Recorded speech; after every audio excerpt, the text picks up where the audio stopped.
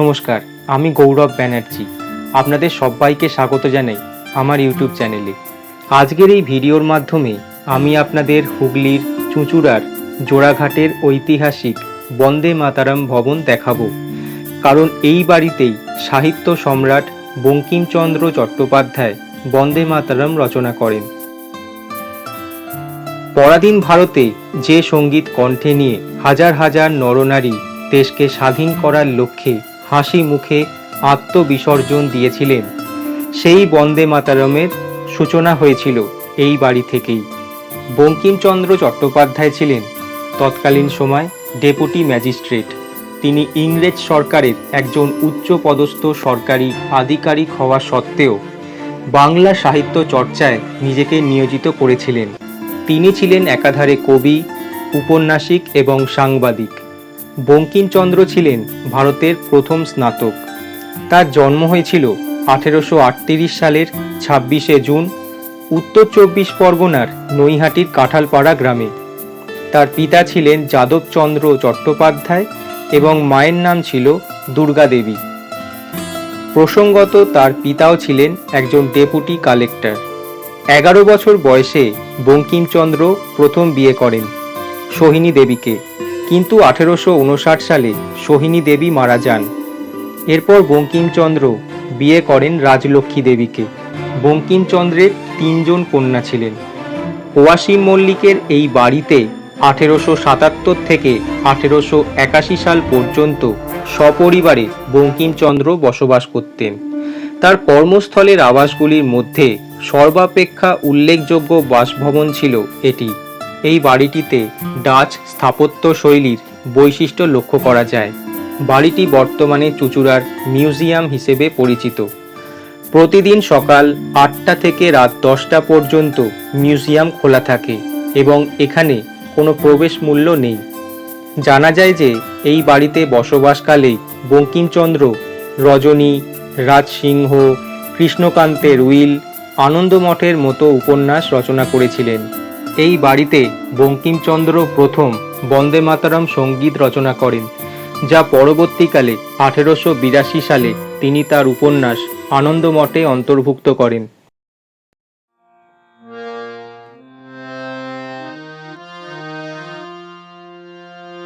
1896 সালে বিশ্বকবি রবীন্দ্রনাথ ঠাকুর বন্দে মাতরম প্রথম গেয়েছিলেন জাতীয় কংগ্রেসের অধিবেশনে। গানটি ভারতীয় স্বাধীনতা আন্দোলনে গুরুত্বপূর্ণ ভূমিকা পালন করে। 1937 সালে গানটির প্রথম 2টি শ্লোক কংগ্রেস ওয়ার্কিং কমিটি কর্তৃক ভারতের জাতীয় গান হিসেবে গৃহীত হয়। পরবর্তীকালে ব্রিটিশ সরকার বন্দে মাতরম গান এবং আনন্দমঠ উপন্যাসকে নিষিদ্ধ ঘোষণা করে। ভারত স্বাধীন হবার পর 1950 সালের 24শে জানুয়ারি ভারতের গণপরিষদ জাতীয় গান হিসেবে বন্দে মাতরম গ্রহণ করে।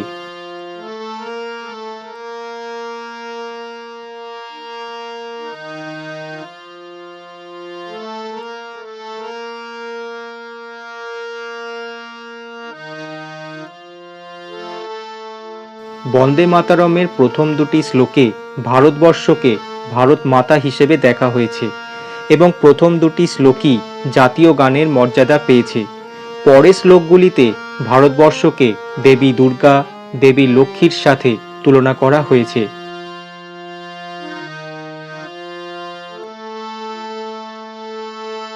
এই ছবিটি হল বঙ্কিমচন্দ্রের স্ত্রী রাজলক্ষ্মী দেবীর।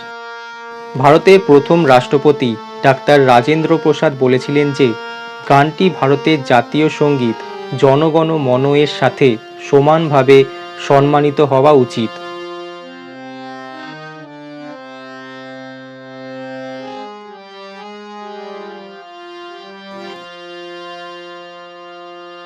এখানে রয়েছে বঙ্কিমচন্দ্রের ছবি।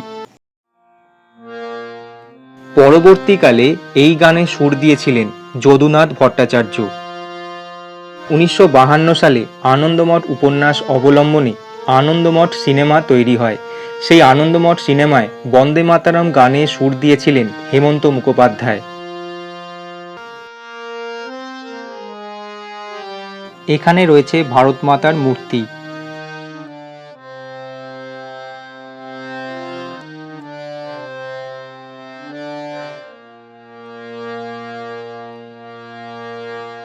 এখানে বন্দে মাতরমের বিভিন্ন শব্দ ছবি সহ দেয়া রয়েছে।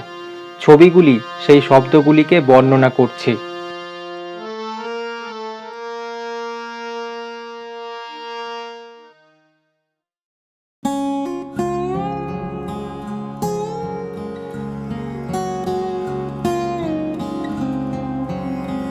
এখানে বঙ্কিমচন্দ্রের রচিত বিভিন্ন বই, তার প্রকাশকাল এবং সেই সকল বইয়ের উৎসর্গ করা ব্যক্তির নাম রয়েছে।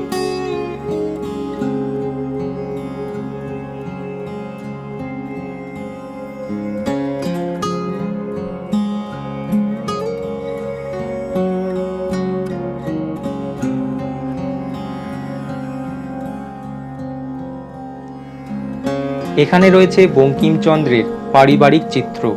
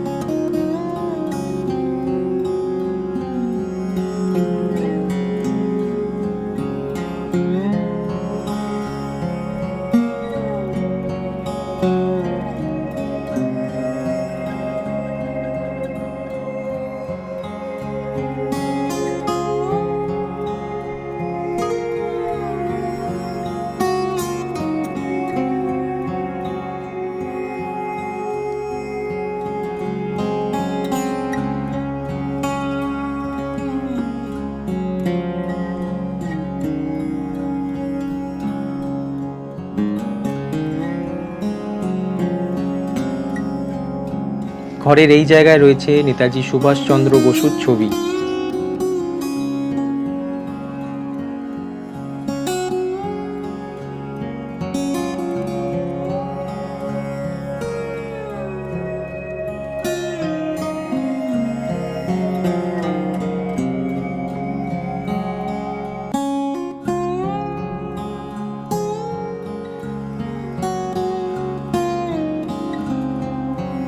1905 সালে সিস্টার নিবেদিতা দ্বারা তৈরি জাতীয় পতাকা থেকে পর্যায়ক্রমে ভারতের পতাকার বিভিন্ন নকশা রয়েছে।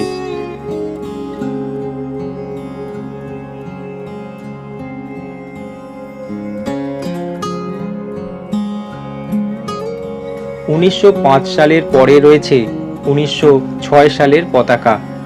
তারপরে রয়েছে মাদাম কামা দ্বারা প্রস্তুত 1907 সালের পতাকার নকশা এবং সবার শেষে রয়েছে 1947 সালের স্বাধীন ভারতের পতাকা, যা ডিজাইন করেছিলেন পিঙ্গালি ভেঙ্কাইয়া। এই পতাকাগুলো ছাড়াও আরও কিছু পতাকা রয়েছে যেগুলো এখানে দেখানো নেই।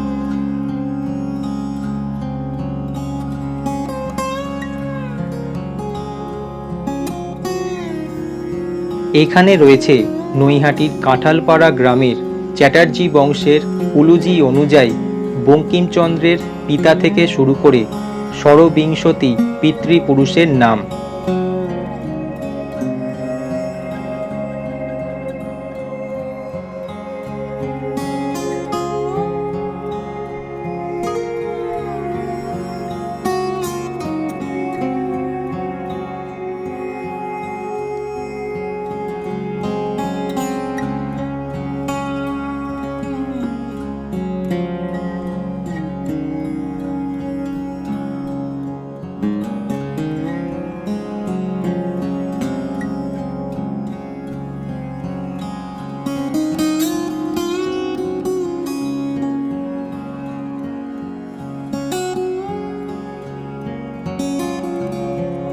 বঙ্কিমচন্দ্র যখন এখানে বাস করতেন সেই আমলে যে সকল বিশিষ্ট ব্যক্তির নিত্য যাতায়াত ছিল তাদের ছবিসহ নাম লেখা রয়েছে এখানে।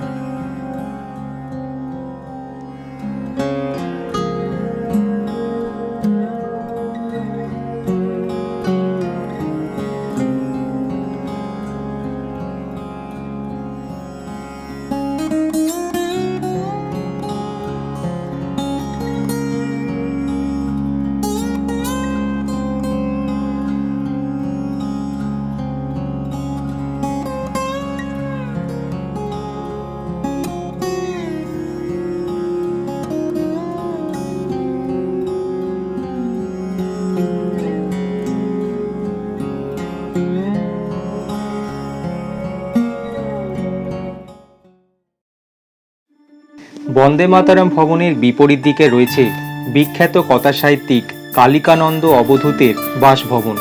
মরুতীর্থ হিংলাজ, নীলকণ্ঠ হিমালয়, বশীকরণ, কালীতীর্থ কালীঘাট ইত্যাদি গ্রন্থের স্রষ্টা ছিলেন কালিকানন্দ অবধূত। তার জন্ম হয়েছিল 1910 সালের 2রা নভেম্বর। তার আসল নাম ছিল দুলাল চন্দ্র মুখার্জি। কালিকানন্দ অবধূত ছিল তার ছদ্মনাম।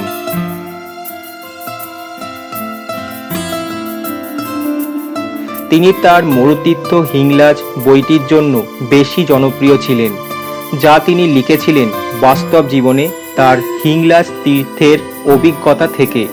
1859 সালে মরুতীর্থ হিংলাজ সিনেমা তৈরি হয় তার এই উপন্যাসের ওপর ভিত্তি করে। তার স্ত্রীর মৃত্যুর পর তিনি উজ্জয়িনের মহাকালেশ্বর জ্যোতির্লিঙ্গ মন্দিরে সাধক হন।